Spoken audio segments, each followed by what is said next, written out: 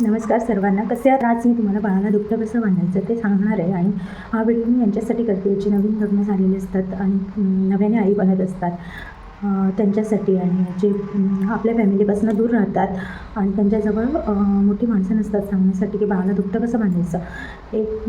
ते 6 महिन्यांपर्यंत बाळाला जन्मापासून 6 महिन्यापर्यंत दुपटं बांधायचंच असतं. पण जर बाळ जास्त ॲक्टिव्ह असेल तर मग ते 5व्या महिन्यापासून बांधायचं बंद करतं. म्हणजे ते नंतर सोडून टाकतात, ते बांधून घेत नाही. तर आपल्याला 5 महिन्यांपर्यंत तरी किमान दुपटं बांधावंच लागतं. आता यासाठी की बाळ सरळ राहावेत आणि हातपाय व्यवस्थित राहावेत आणि बाळ जास्त वेळ झोपतं, त्यामुळे त्याला ऊब यावी त्या दुपट्यामुळे, म्हणून दुपटं बांधतात. कारण बाळ पोटात असताना त्याला जास्त ऊब भेटते आणि बाहेर आल्यानंतर बाहेरच्या वातावरणात त्याला थोडी थंडी वाजून येते, त्यामुळे थोडीशी ऊब भेटावी म्हणून त्याला दुपट्यामध्ये गुंडाळलं जातं. तर ज्या दुपट्याने आपण गुंडाळणार आहोत ते दुपटं म्हणजे आपल्या आईची किंवा आजीची जी साडी असते, सुती कॉटन कपडा जो असतो, त्याचे साडीचे तुकडे करून घेतात. जरा मोठ्या आकाराचेच तुकडे करायचे, म्हणजे बांधायला पण व्यवस्थित येतं. एकदम छोटे छोटे तुकडे करायचे नाहीत. फॉर एक्झाम्पल, आता माझ्याकडे एक आहे, मी तुम्हाला दाखवते. जे असे सुती कपडे असतात अशा प्रकारचे घ्यायचे, जे मऊ असतात. हे तुम्ही बघू शकता किती सॉफ्ट आहे. हे माझ्या आजीचं आहे, जे आजीने मला दिलं होतं आणि त्याचे मी 4-5 तुकडे करून घेतलेत. जे 9 वारी असतात त्याचे 4-5 होतात आणि 6 वारीचे 3च होऊ शकतात. 3 किंवा 4. जन्मानंतर जे बाळाला बांधलं जातं तेव्हा त्याचे 4 केले तुकडे तरी चालतात. पण बाळ जसं जसं मोठं होतं तसं त्याला कपडा मोठा लागतो आणि कपडा सुती कॉटन असला पाहिजे. सुळसुळीत कपडा असला की गरमी होऊ शकते, आतमध्ये घाम येऊ शकतो, घाम साचून राहू शकतो. त्यामुळे असा कपडा असेल तर घाम साचून राहणार नाही, लगेच हे होऊ शकतो, म्हणजे ह्याच्यामध्ये ऑब्झर्व होऊ शकतो. तर अशा प्रकारचे कपडे वापरायचे आहेत आपल्याला. तर आता मी तुम्हाला बांधून दाखवते माझ्या बाळाला कसं दुपटं बांधते. 2 प्रकारे बांधतात.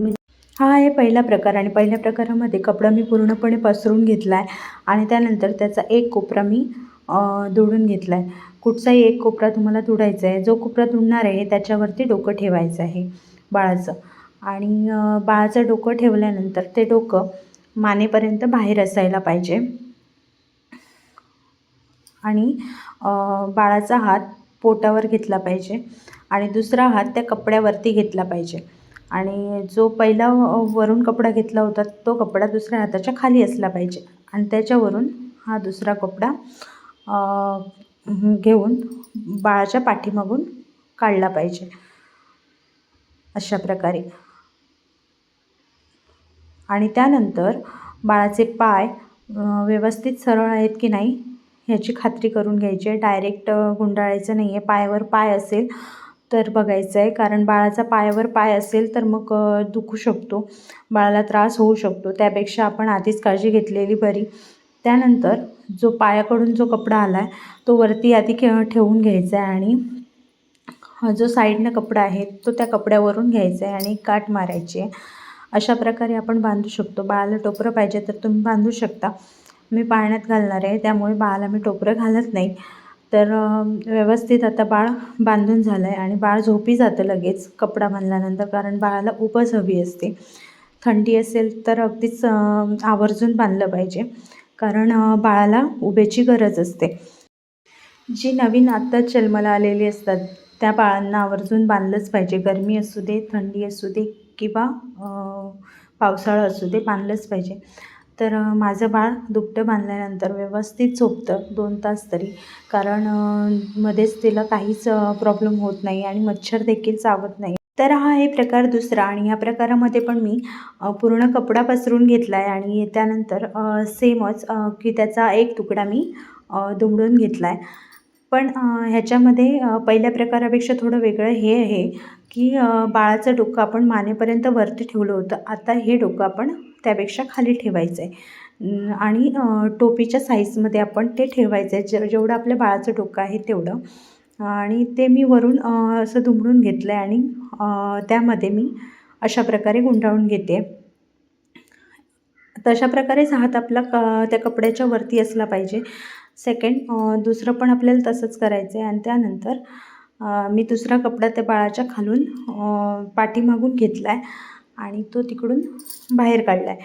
तर तशा प्रकारेच आपण पाय वगैरे चेक करून घ्यायचे व्यवस्थित, हात पोटावर ठेवले पाहिजेत आणि तशा प्रकारेच गुंडाळलं पाहिजे. फक्त ह्याच्यामध्ये आपण टोपी बाळाला ह्या कपड्यामध्येच गुंडाळून घेतो. मग टोपी वेगळी बांधायची गरज नाही आहे. तर हे झाले 2 प्रकार. आपण अशा प्रकारे दोन्ही प्रकारे आपण बाळाला बांधू शकतो. बाळाला दुपट्यामध्ये बांधल्यानंतर बाळ व्यवस्थित झोपतं. आता ही झोपून उठलेली, तरी पुन्हा मी तुम्हाला दाखवण्यासाठी तिला दुपट्यामध्ये बांधलं आहे. दुपट्यात बांधल्यानंतर पुन्हा एकदा ती झोपली. तर तुम्हाला कोणता प्रकार आवडला हे नक्की कमेंट करून सांगा. तुम्हाला व्हिडिओ आवडला असल्यास चॅनलला लाईक, सबस्क्राईब आणि शेअर करायला विसरू नका. भेटूयात अशाच एका नवीन व्हिडिओसोबत. तोपर्यंत बाय बाय.